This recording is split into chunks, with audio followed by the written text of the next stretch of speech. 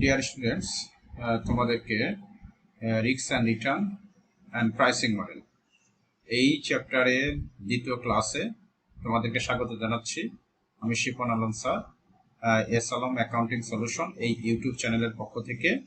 তোমরা যারা এই চ্যানেলটি এখনো সাবস্ক্রাইব করোনি, অবশ্যই এই চ্যানেলটি সাবস্ক্রাইব করবে, যাতে তোমরা নিয়মিত আমার চ্যানেলের পক্ষ থেকে আপডেট পেতে পারো। সো আমরা পড়ছিলাম প্রিন্সিপালস অফ ফাইন্যান্স এবং investment analysis and portfolio management এই কোর্স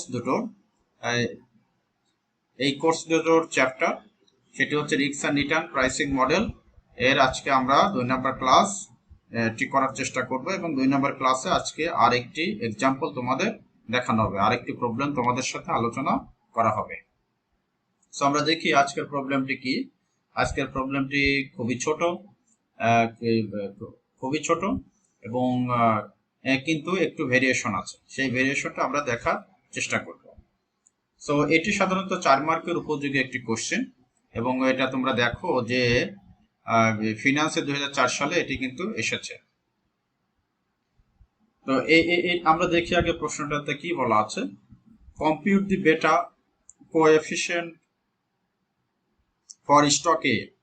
কম্পিউট দি বেটা, এখানেও আমাকে বেটা বের করতে বলা হয়েছে, আর গত ক্লাসেও কিন্তু আমরা বেটা কিভাবে বের করতে হয় সেটি আমরা শিখেছিলাম। So compute the beta coefficient for stock A and stock B with the information given below. অর্থাৎ এখানে দুইটা স্টকের কথা বলা আছে, স্টক এ এবং স্টক বি, এবং তোমাদের কিছু ইনফরমেশন দেওয়া আছে, সেই ইনফরমেশনের এই টেবিলে দেওয়া আছে এবং নিচে আরেকটা ইনফরমেশন দেওয়া আছে। এই ইনফরমেশনের ভিত্তিতে তোমাদেরকে বেটা বের করতে হবে, অর্থাৎ স্টক এ এর বেটা বের করতে হবে, স্টক বি এর বেটা বের করতে হবে। সো আমরা জানি বেটা হচ্ছে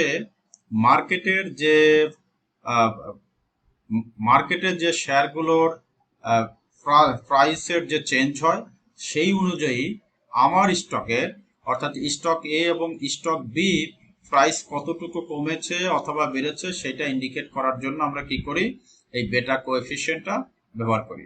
অর্থাৎ অনেকটা রিস্ক মেজার করার জন্য আমরা বেটাটাকে সহজে বোঝার জন্য, বেটা হচ্ছে আমার রিস্ক মেজার করার জন্য ব্যবহৃত হয়। সো আমরা দেখি স্টক এর কোরিলেশন কোএফিশিয়েন্ট উইথ মার্কেট, অর্থাৎ স্টক এর সাথে মার্কেটের কোরিলেশন হচ্ছে 0.40 এবং এটা পজিটিভ কোরিলেশন 0.40 এবং স্ট্যান্ডার্ড ডেভিয়েশন হচ্ছে 0.50। স্টক বির কোরিলেশন কোএফিশিয়েন্ট হচ্ছে উইথ দি মার্কেট, অর্থাৎ বির সাথে মার্কেটের কোরিলেশন কোএফিশিয়েন্ট হচ্ছে 0.75, অর্থাৎ এর চেয়ে আরো বেশি। এতে আমার পজিটিভ ছিল বাট 0.40, আর বির সাথে মার্কেটের কোরিলেশন হচ্ছে 0.75, অর্থাৎ প্রায় 1 এর কাছাকাছি। আর স্ট্যান্ডার্ড ডেভিয়েশনও কিন্তু আমার আগের চেয়ে বেশি। স্টক এ তে আমার স্ট্যান্ডার্ড ডেভিয়েশন ছিল 0.50 আর স্টক বি তে হচ্ছে 0.60। তো তাহলে আমরা এরপরে আমাদের বলা আছে যে the variance of market return. Variance of market return অর্থাৎ সিগমা স্কোয়ার এম সমান দেওয়া আছে 0.20। আমাদেরকে এখান থেকে বেটা কোএফিশিয়েন্ট বের করতে হবে। সো আমাদের এইটা হচ্ছে আমাদের নতুন জিনিস, আর বাকি সবগুলো বিষয় কিন্তু পূর্বের অঙ্কতে ছিল। দি ভেরিয়েন্স অফ মার্কেট রিটার্ন, অর্থাৎ ভেরিয়েন্স থেকে আমাকে স্ট্যান্ডার্ড ডেভিয়েশন বের করতে হবে। অর্থাৎ এখানে তোমাদের যেটা দেওয়া আছে সেটি হচ্ছে, যেহেতু বলছে standard variance of market return, variance বলতে হচ্ছে সিগমা স্কোয়ার, আর যেহেতু মার্কেটের কথা বলছে এই কারণে আমরা এখানে সংক্ষেপে লিখব এম, অর্থাৎ সিগমা স্কোয়ার এম। এবং এই সিগমা স্কোয়ার এম এর মান তোমার দেওয়া আছে হচ্ছে 0.20, এটা হচ্ছে স্কোয়ার দেওয়া আছে। তাহলে এইখান থেকে কিন্তু আমাদের যেটা বের করতে হবে সেটি হচ্ছে শুধু সিগমা এম বের করতে হবে, অর্থাৎ মার্কেট স্ট্যান্ডার্ড ডেভিয়েশন আমাকে বের করতে হবে। তো এইটা যদি আমরা বের করতে চাই তাহলে আমরা ফর্মুলা জানি, যেহেতু স্কোয়ার আছে এইটা ওই পাশে গিয়ে কি হয়ে যাবে, রুট হয়ে যাবে, অর্থাৎ 0.20 এটা হয়ে যাবে কি রুট।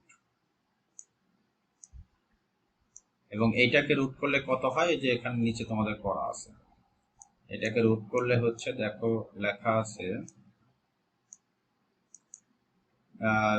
4472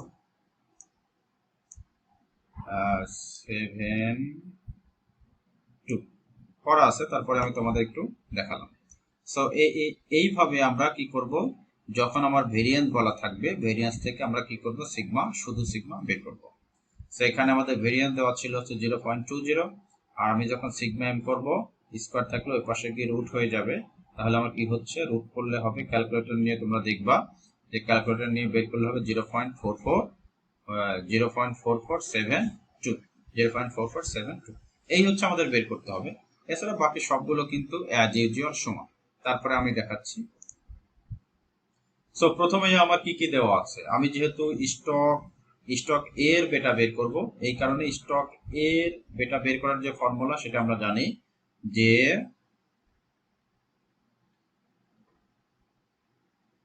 বেটা এ সমান sigma A divided by sigma M into R A M.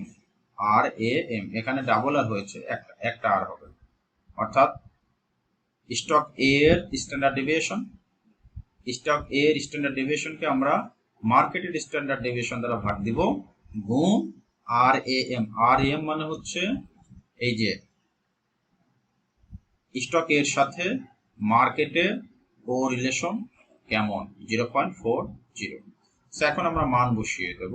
দেখো আমরা আগেই সিগমা এম বের করেছি, আমি তোমাদের দেখিয়েছি, এখানে পড়া আছে সিগমা এম সমান হচ্ছে রুট ও ওরা ওরা এখানে দেখিয়েছে রুট সিগমা স্কোয়ার, আমি তোমাদের দেখিয়েছি। সো যেটা তোমাদের সহজ মনে হয় সেভাবে তুমি দেখবে।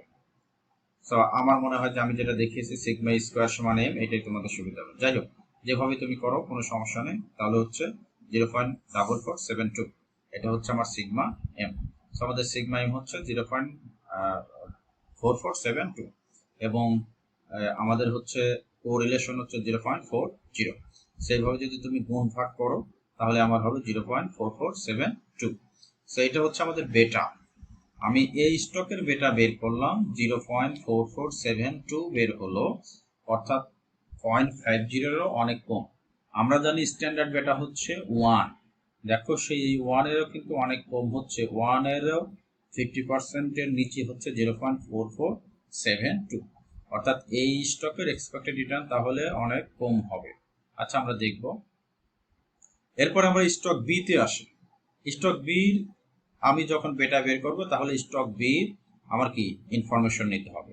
স্টক বির এই যে আমরা এখানে দেখতে পাচ্ছি কোরিলেশন কোএফিশিয়েন্ট উইথ মার্কেট, অর্থাৎ আর বিএম। এই যে দেখো এখানে আর বিএম, বিএম কথাটা ওরা লেখেনি, এখানে লিখেছে, দেখো আর বিএম হচ্ছে 0.60। এরপরে আমার স্ট্যান্ডার্ড ডিভিয়েশন অর্থাৎ সিগমা বি, সিগমা বি হচ্ছে 0.60, এখানে লিখেছে দেখো সিগমা বি হচ্ছে 0.60। আর মার্কেট রিটার্ন তো দুইটা স্টকের ক্ষেত্রেই সেম, যেহেতু আমরা এই স্টকের বেটা ক্যালকুলেশনে আমরা সিগমা এম বের করেছি, এই কারণে দ্বিতীয় ক্ষেত্রে আর নতুন করে বের করা লাগবে না, অর্থাৎ এইটাই হচ্ছে আমার কি সিগমা এম। অর্থাৎ মার্কেটের ইনফরমেশন কিন্তু সকল স্টকের ক্ষেত্রে সেম থাকে, যেহেতু এইখানেও যা ছিল এখানেও তাই তাই হবে। এখানে ছিল 0.4472, এখানেও 0.4472, এটা হচ্ছে মার্কেটের সিগমা। মার্কেটের সিগমা সকল স্টকের ক্ষেত্রেই একই। তাহলে স্টক বির আমরা যদি বেটা বের করি তাহলে কি দাঁড়াচ্ছে, বেটা ফর স্টক বি। আমি বেটা কিভাবে লিখতে হয় তোমাদের আমি দেখিয়েছি, আবারও দেখাই। আমি যখন বেটা বের করব তখন সাধারণত লিস্টটা একটু বড় করে দেওয়া হয়। আমি যদি বি বের করতে চাই তাহলে আমি এখানে লিখবো ছোট করে বেটা ফর স্টক বি, এরপরে সমান চিহ্ন দিব, এখানে যেভাবে লেখা আছে সিগমা বি, এভাবে তুমি লিখতে পারো, আর নিচে ভাগ দিবা হচ্ছে sigma M, market sigma, market sigma. আর এখানে আমরা ইনটু দেব, ইনটু হচ্ছে আর যেহেতু আমি বি স্টকেরটা বের করবো এই কারণে কোরিলেশনটা হবে B B with market, B with market, এই যে বি এম।